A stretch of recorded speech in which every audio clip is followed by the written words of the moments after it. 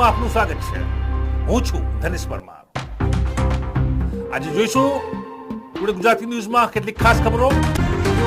દાંતીવાડાના dairy ગામમાં degree વિના દવાખાનું ચલાવતા બોગસ તબીબને એસઓજીએ બુધવારે ઝડપી પાડ્યો હતો. દાંતીવાડા પાંથાવાડા સહિતના ગ્રામ્ય વિસ્તારોમાં ઠેર ઠેર બોગસ ડોક્ટરો બેઠા છે. સ્થાનિક આરોગ્ય વિભાગની જાણે રહેમ નજર હોય તેમ અહીંયા ઉઘાડા પગાર ડોક્ટર લોકોના આરોગ્ય સાથે ગંભીર ચેડા કરી રહ્યા છે.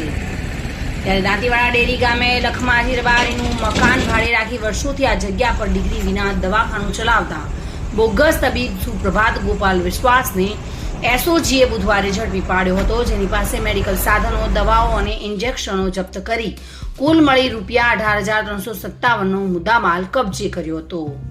બોગસ ડોક્ટર સુપ્રભાત એસઓજી પોલીસની કાર્યવાહી દરમિયાન એલોપેથી તબીબી પ્રેક્ટિસ કરવા અંગેનું સર્ટિફિકેટ અને મેડિકલ કાઉન્સિલિંગ રજિસ્ટ્રેશન સર્ટિફિકેટ રજૂ કરી શક્યો ન હતો, જેથી પાલનપુર એસઓજીની ટીમના પીએસઆઈ SM પાંચિયા સાથે પોલીસ જવાનો જામાભાઈ, વિનોદભાઈ અને નટવરભાઈની ટીમે આ બોગસ ડોક્ટરને ઝડપી પાડી દાંતીવાડા પોલીસને હવાલે કરી કાર્યવાહી હાથ ધરી છે. દાંતીવાડા તાલુકાના પાંથાવાડા સહિતના ગ્રામ્ય વિસ્તારોમાં ઠેર ઠેર આવા ડિગ્રી વિનાના બોગસ ડોક્ટરોની હાટડીઓ ધમધમી રહી છે.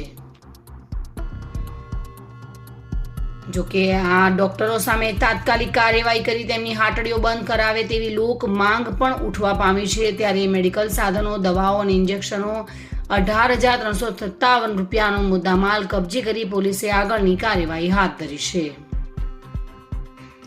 દાંતીવાડાથી બલસિંહ દરબાર સાથે bureau report, today Gujarati news.